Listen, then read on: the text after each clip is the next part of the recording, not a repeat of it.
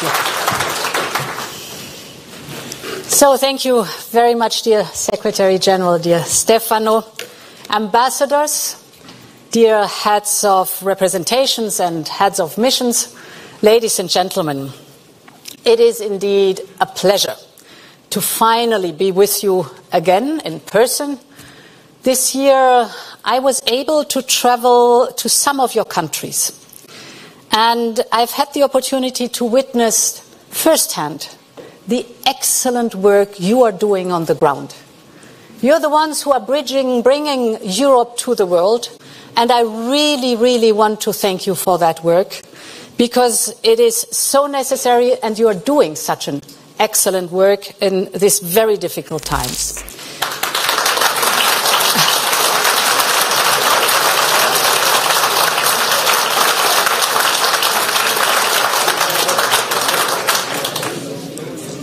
So some of the visits we've witnessed together will be etched in my memory forever. One of them was my very first trip to Ukraine in April. And I'm sure that Matti, if he's here with us, yeah, Matti, you will very much remember that. When we arrived in Bucha, Russian soldiers had just left. We saw body bags lined up. We saw mass graves right next to a church. It's a horror, and these are pictures I'll never ever forget in my life. But when I went back to Kyiv this year, I think it was in June and it was in September, I saw a country that is eager to take back its life and its normal routine. So roads and bridges have been repaired, shops were open again, we saw people in the streets. And this tells me one thing. Even if Russian missiles are now falling again on Ukrainian cities, they won't break the Ukrainian spirit. This is for sure. And look at what had happened on Monday morning in the metro stations in Kyiv. You might have read it. Thousands of people took shelter underground, and they started to sing songs of hope, songs of pride, songs that tell the Russians, we are not afraid. And us, the European Union, we must keep supporting Ukraine through thick and thin as long as it takes. Just like we've done since February, our response to the invasion has surprised not only Putin, but I think the whole world. We put together the first sanctions in a matter of days. And then it was followed, the first package of sanctions, by 8 consecutive sanctions packages to leave no stone unturned. The latest package in response to the sham referenda in the occupied Ukrainian territories. We've supported Ukraine with funds, summing up to 19 billion euros since the beginning of the war. And there's not included what the European Peace Facility is giving to the equipment with military capabilities and weapons. We have given full support and immediate temporary protection to the Ukrainian refugees that were coming to the European Union. I think it were over 8.1 million refugees that came to the European Union. Round about 5 million have gone back to Ukraine. That's a good sign too. But it is amazing to see how fast we were in welcoming them. People opened their hearts and their homes, and we gave them immediately the temporary protection, which was access to the labor market, access to schools, access to healthcare, for example.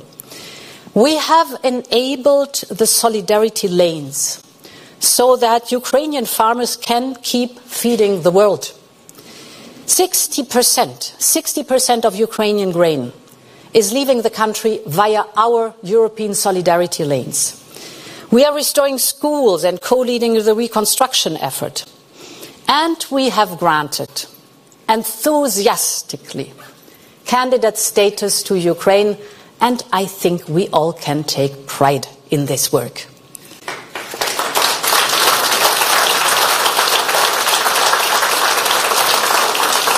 It shows basically how much we can achieve with unity and with determination. And we must stay the course, especially now as the war enters in a new phase. The illegal annexation of 4 Ukrainian regions by Russia brings the challenge against the international system to a completely new level. Putin has taken sovereign Ukrainian land with an unprovoked act of aggression. He has forced people to vote at gunpoint. And he has even threatened to use nuclear weapons if Ukrainians reclaim the land that belongs to them. This is worrying, not only for Russia's neighbors. This is an attack against the entire UN Charter.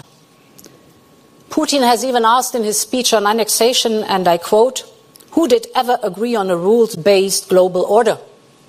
End of quote. Well, the Russians did, certainly. They did it when they signed the UN Charter, just like all other nations of the world, and when they negotiated the Helsinki Final Act. The rules-based global order belongs to the world. It is the best antidote against perpetual instability in all continents. And all nations in the world see this. Interestingly, even some of Russia's closest allies are questioning Putin's war of choice and refusing to recognize the sham referenda. The Samarkand summit, where China and India have clearly voiced concerns about the war, was a fiasco for Russia. But there is no room for complacency about this.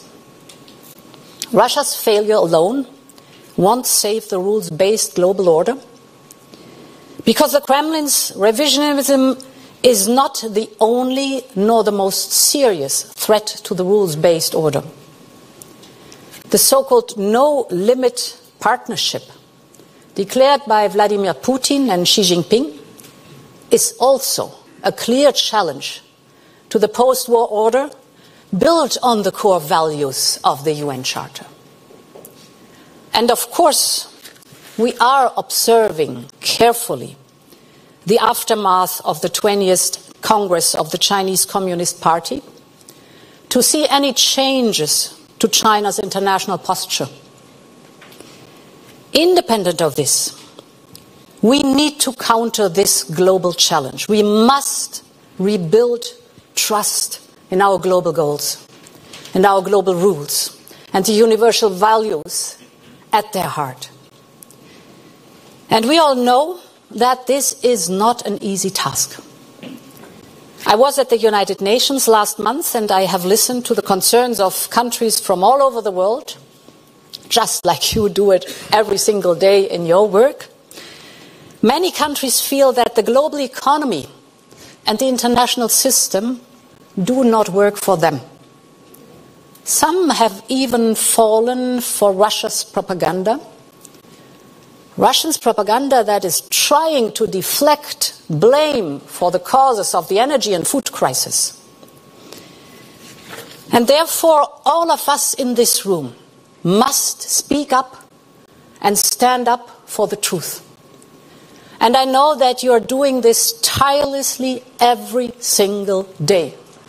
I know this is tough. I know this is hard work. I know that sometimes you are exhausted. And we think like, but I've said that over and over again. But I just want to thank you for that, because this is the essence of your work, and this is the essence of the trust that is built abroad into the European Union. I believe Europe must always speak up for the values we believe in and support everyone who is fighting for these values. For instance, the brave Iranian women who demand freedom and equality. A young woman was killed by the so-called morality police. Thousands of peaceful protesters are being beaten and detained. Men and women, lawyers and journalists, activists and ordinary citizens.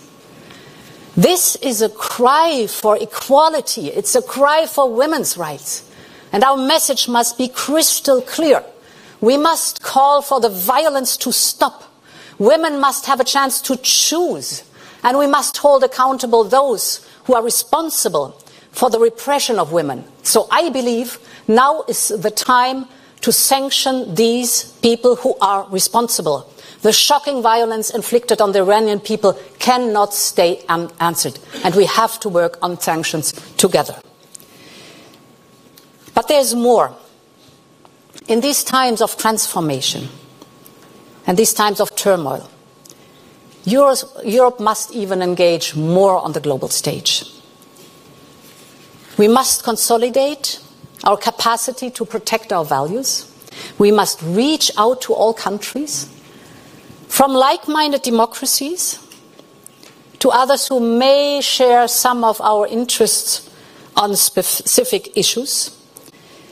So today I would like to draw some lessons on how we can engage with different partners. First of all, with like-minded democracies. Second, with future members of our union. Third, with our wider neighborhood.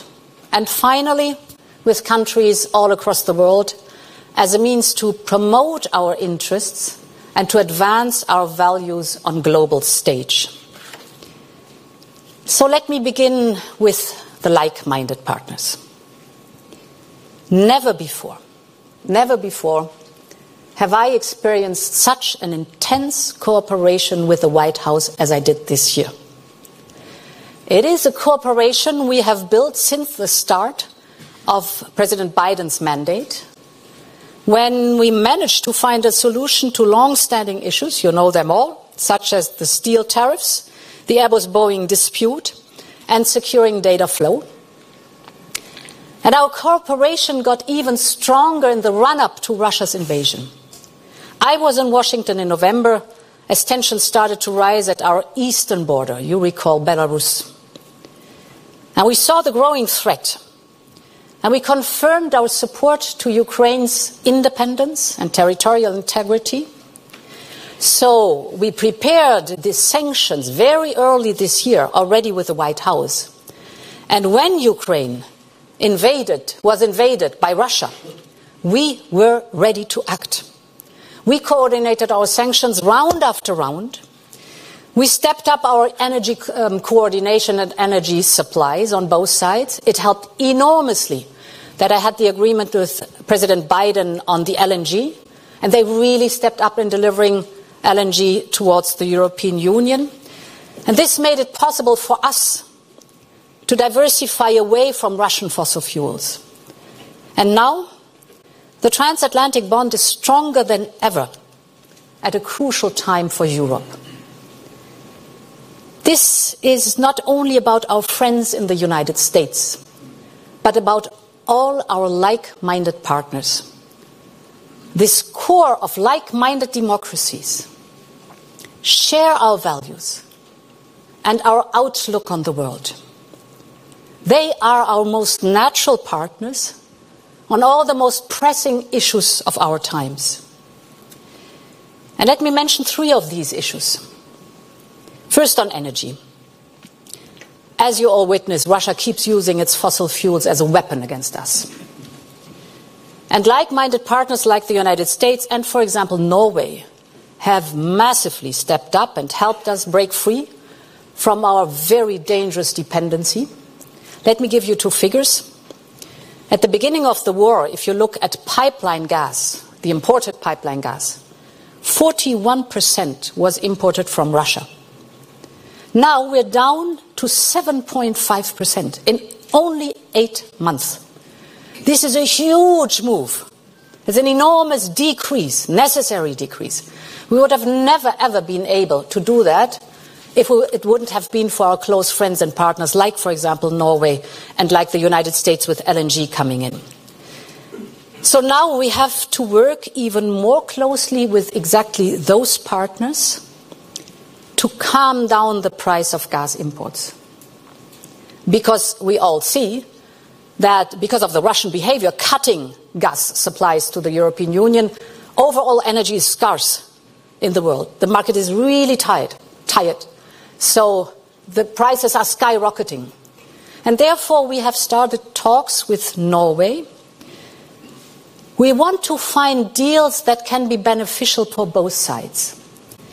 Our partners have an interest to secure long-term contracts, of course with us, the largest market on earth, and at the same time to invest in renewables. The Norwegians say, if we lower prices, less revenues will go to the wealth fund, which is for the next generation.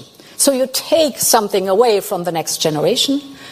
Let's look together into the topic of renewables. And we, of course, have an interest to curb the crazy peaks in energy prices while also transforming towards renewables. So there is a lot of common ground. Second example, the international investment.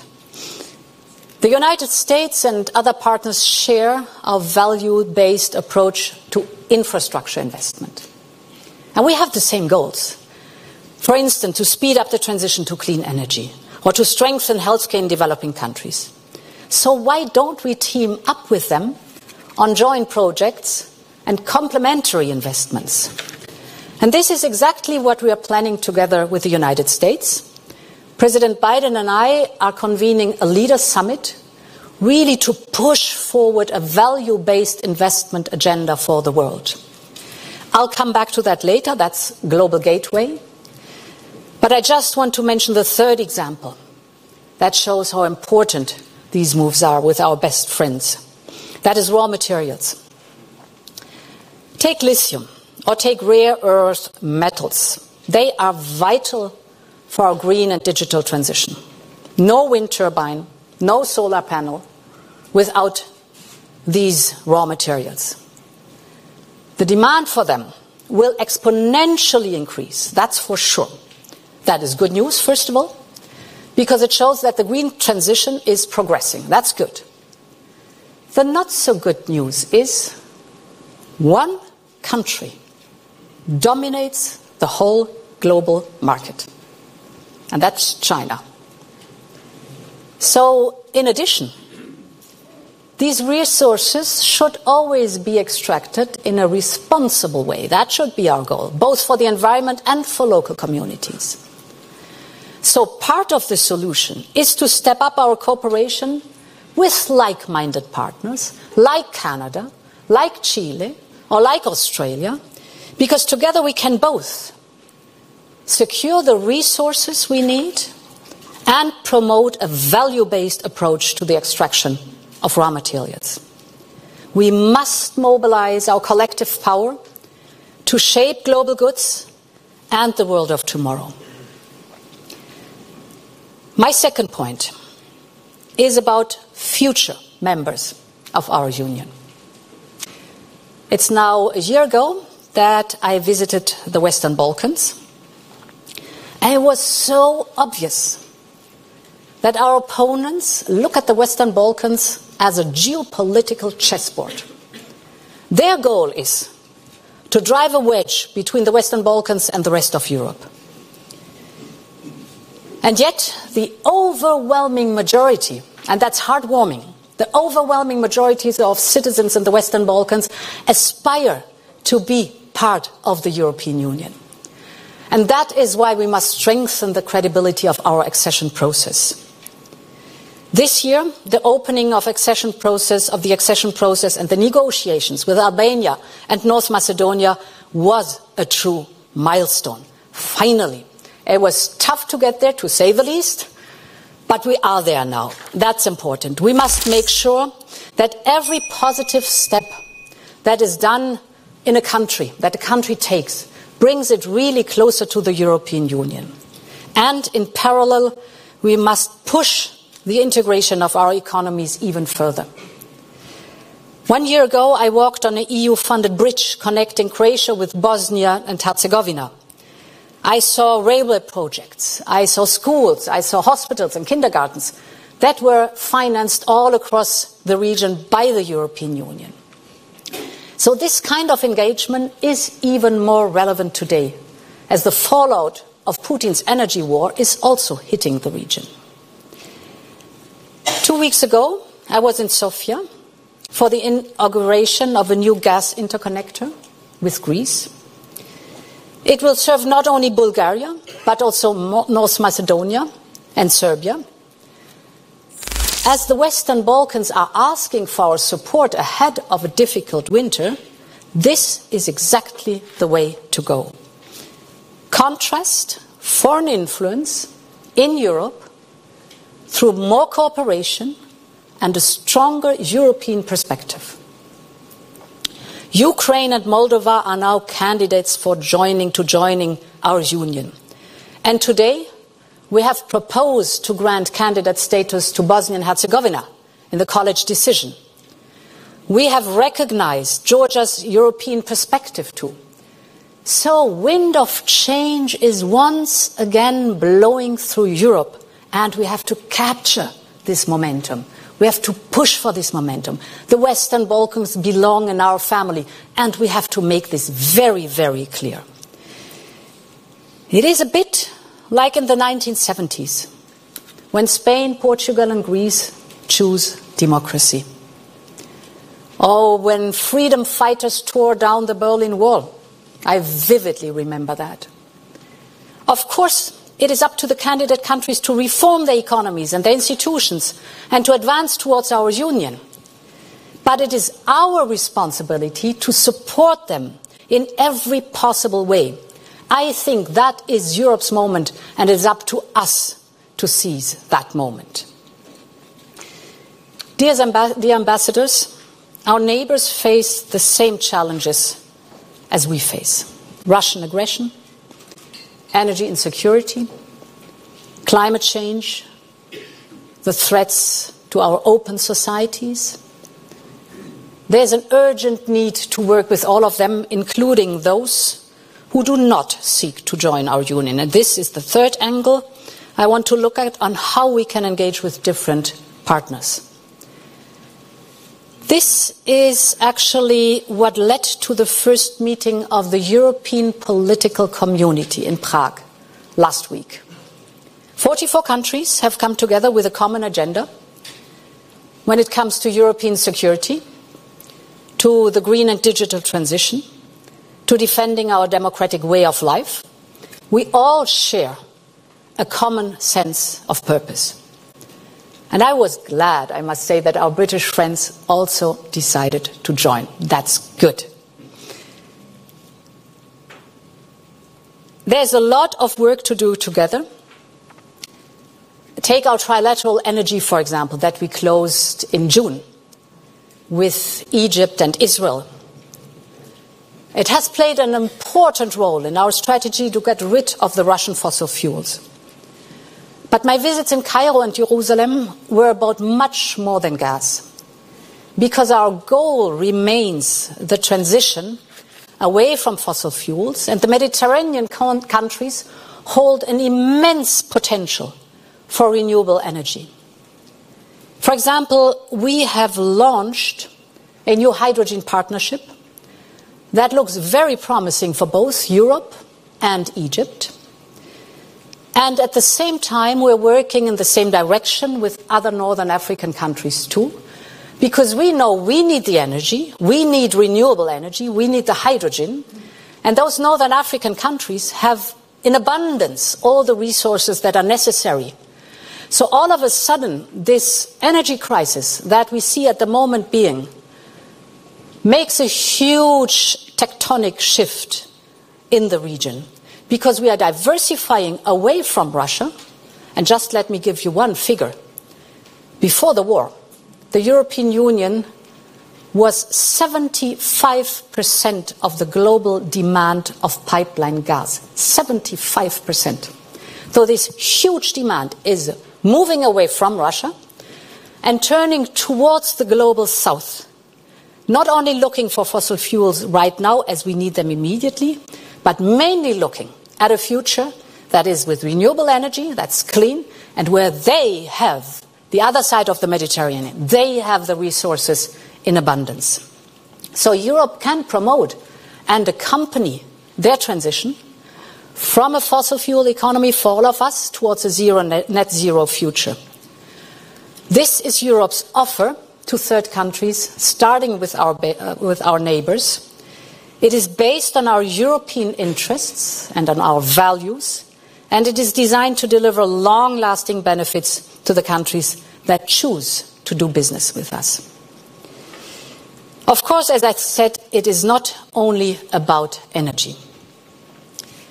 In Cairo, I also announced that we will invest 3 billion euros to improve food systems in the region. Millions of people in the Middle East and North Africa are now facing the consequences of Putin's war on Ukrainian crops. It is to address this crisis that we created the so-called solidarity lanes for Ukrainian exports. Over 10 million tons